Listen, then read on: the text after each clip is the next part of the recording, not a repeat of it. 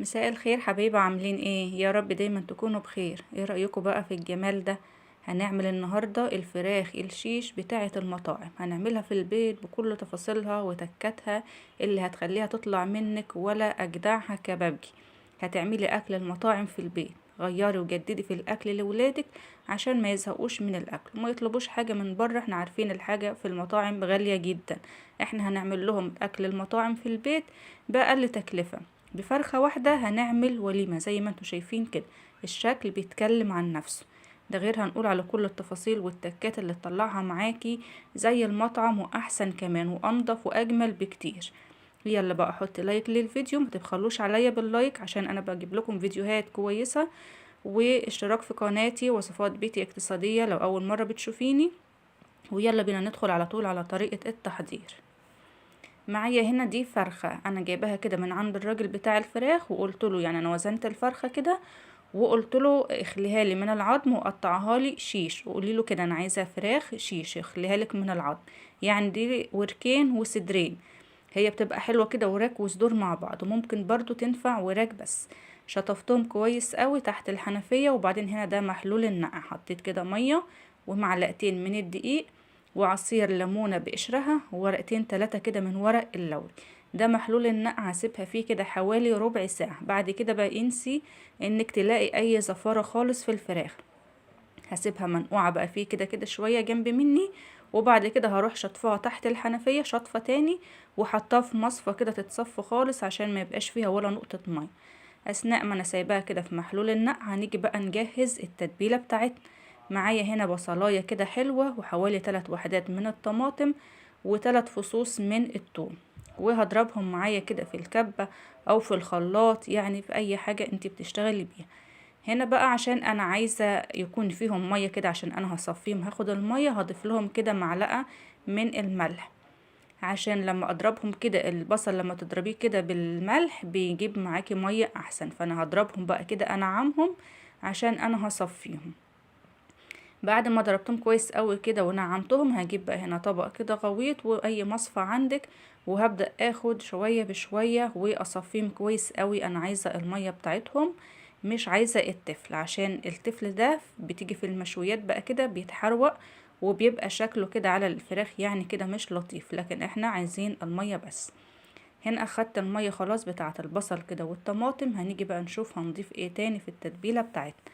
معايا علبة هنا من الزبادي، رشة حلوة كده، يعني حوالي نص معلقة من الفلفل الأسود، حوالي نص معلقة من الكزبرة الناشفة، معلقتين كبار من الزيت، ملح معلقتين كده ملح على حسب الكمية اللي انتي عاملاها، معلقة كبيرة من الصويا صوص بتدي يعني طعم حلو قوي في المشاوي، وعصير ليمونة كبيرة هعصرها كده كويس. طبعا المكونات اللي انا بقول عليها دي لفرخة واحدة، لو انت هتعملي بقى فرختين او كده هتضاعفي الكمية. حوالي نص معلقة كده من بهارات الفراخ او بهارات الشيش طاووق، وهنا معايا معلقة كبيرة من العسل النحل. وهبدأ اخلط بقى كل المكونات اللي انا حطيتها دي كده مع بعض، هخلطها كويس قوي. يبقى هنا حطينا ملح وفلفل كزبرة ناشفة، توابل فراخ او توابل الشيش طاووق، علبة زبادي، معلقتين كبار من الزيت، عصير ليمونة. انا هنا جبت المضرب عشان اخلط الزبادي كويس قوي فيهم. تتبيلة ريحتها روعة فعلا. هنا بقى الفراخ كنت صفيتها كويس قوي في المصفى، مهم جدا ان انت تصفي الفراخ. شايفين الطبق نضيف ازاي مفيهوش نقطة مية من الفراخ؟ مهم جدا ان انت تصفيها حلو قوي عشان ما يبقاش فيها مية وتيجي تحطيها في التتبيلة دي ما تبقاش مركزة بقى، تبقى عاملة كده مية. اخلطيها بقى كويس قوي في التتبيلة دي، وغطي بقى عليها. لو عندك وقت بقى ساعتين 3 4، عملتيها مثلا من بالليل وهتعمليها لتاني يوم هتبقى حلوة قوي، مش هتقولك لا. يعني الوقت ده في ايدك انت، كل ما هتسيبيها هتقعد معاكي. يعني مبدئيا لو هتبقي مستعجلة سيبيها ساعتين او ساعة ونص يعني بالكتير، بس عشان خاطر تبقى تستوي معاكي حلو. بعد ما انا سبتها هنا، سبتها حوالي 4 5 ساعات كده، هبدأ هنا اجيب بقى ايه العيدان بتاعتي دي، وهبدأ كده اشكل بيها. قطعت بقى في الخضار شوية من الخضار، قرنين كده من الفلفل الرومي قطع، كام واحدة طماطم شرايح كده، بصل برضو كده شرايح زي ما انتوا كده شايفين، وهبدأ كده ايه اشكل، احط كده قطعتين من الفراخ، وبعد منهم من كل نوع من الخضار قطعة كده. وحاولي ما تزنقهمش قوي في بعض عشان الفراخ لما وهي بتتشوي تتحمر كمان من الناحيتين، تاخد اللون الحلو. ممكن لو ما عندكيش العيدان دي، ممكن لو عندك السيخ الكبيرة اللي هي بتاعة الكفتة هتبقى حلوة قوي تعمليها فيها. تمام، انا هنا هحطهم كده زي ما انتوا شايفين الشكل، يعني مش محتاج اوصفه، انتوا شايفين بالظبط انا بحط ايه. طيب هنيجي بقى لطريقة الشوي. يعني قدامك كذا اختيار، يا اما هتحطيهم زي ما انا حطهم كده، لو ما عندكيش الشبكة اللي هي بتاعة الشوي هتحطيهم في صينية زي كده وهتدخليهم الفرن. عندك الشبكة اللي هي بتاعة الشوي اللي هتشوفوها دلوقتي اللي انا هعمل عليها، هترصيهم كده على الشبكة. لو هتشويهم في الفرن هتحطي صينية بمقاس الشبكة تحت منها، وتغطيها بورق فويل كده عشان الصينية يعني ما تتحرقش منك وتبهدلك في التنظيف، وهتدخليها الفرن بالشبكة كده وتحت منها صينية. هنا بصوا انا بعد ما رصيتهم كده صبيت عليهم باقي التتبيلة دي، عشان خاطر هسيبها شوية كده لما الخضار يتبل. يعني انا سبتها كده حوالي نص ساعة تاني عشان الخضار يشرب من التتبيلة الحلوة اللي انا عاملاها دي. ادي الشبكة دي اللي انا بقول لكم عليها اللي هي بتاعت الشواية بتاعت الشوي. فلو انت هتحطيها في الفرن هترصي كده زي ما انا بقول لكم، وهتحطي تحتيها صينية وتدخليها الفرن. انا هنا بقى هشويها على الفحم، لان بصراحة الشوي على الفحم بيبقى ليه طعم تاني خالص مختلف تماما عن شوي الفرن، وهي كمان بتبقى في المطاعم مشوية على الفحم. فاحنا عايزين نعمل ايه زي المطاعم بالظبط.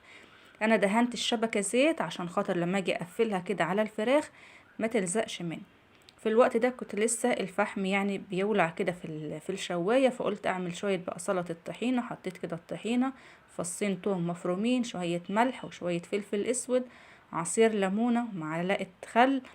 وهبدأ ازود مية سخنة وهخلط فيها كده شوية بشوية لغاية ما اوصل من القوام اللي انا عايزاه. وقبل كمان ما كنت احط الفراخ عملت شوية رز اصفر كده بقى بتاع المشاوي الحلو، حاليا هم على البوتاجاز موطية عليه خالص بيتشرب. وعملت كمان شوية سلطة خضراء.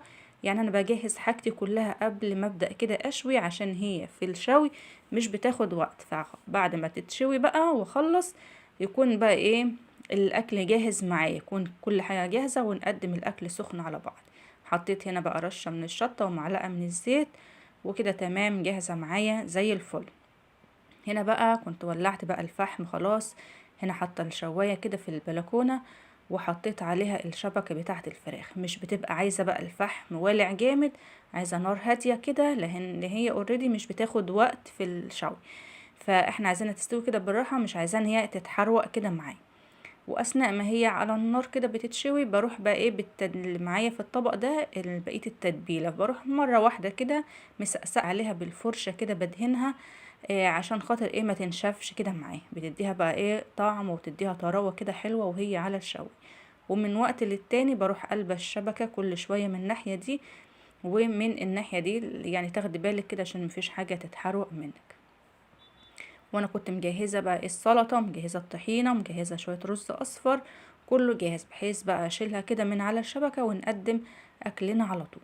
هنا كنت دخلت كمان غرفت كده بقى الاكل بتاعنا، وجبت بقى الطبق اللي هقدم عليه بصلاية مقطعها كده شرايح، ورشش عليها ملح وفلفل وشوية بقدونس، وده جرجير اللي في الطبق. وشايفين بقى الجمال، شايفين بجد يعني ما خدتش ربع ساعة كده على الشواية او تلت ساعة بالتقريب يعني، وبقت معايا بالشكل الجميل ده مستوية زبدة، يعني زبدة كده واخدة اللون الحلو، مش متحروقة معايا ولا حاجة. ومش قادرة اقول لكم على الريحة كمان وهي بتتشوى ولا الطعم، حاجة بجد يعني حلوة قوي. هنا كان الرز الاصفر كده معايا خلاص استوى، يعني بتقدمي بقى كده لكل واحد بولة كده من الرز في الطبق، وواحدتين تلاتة من الشيش طاووق كده مع السلطة مع الطحينة وشوية مخلل، حاجة فظيعة يعني بجد.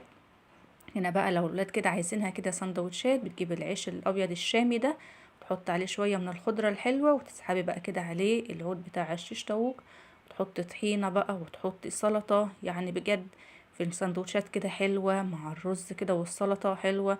اكله بجد يعني لازم فعلا تجربوها. حلوة جدا. اكل المطاعم فعلا احنا عملناه في البيت من غير تكلفة. هي كده كده الفرخة اللي احنا جايبينها بدل ما كنا هنسلقها ولا هنشويها في صينية، لا انا جددت لهم فيها وعملت لهم فعلا اكل مطاعم، وقدمته كده بشكل شيك قوي، بشكل جديد يفتح النفس.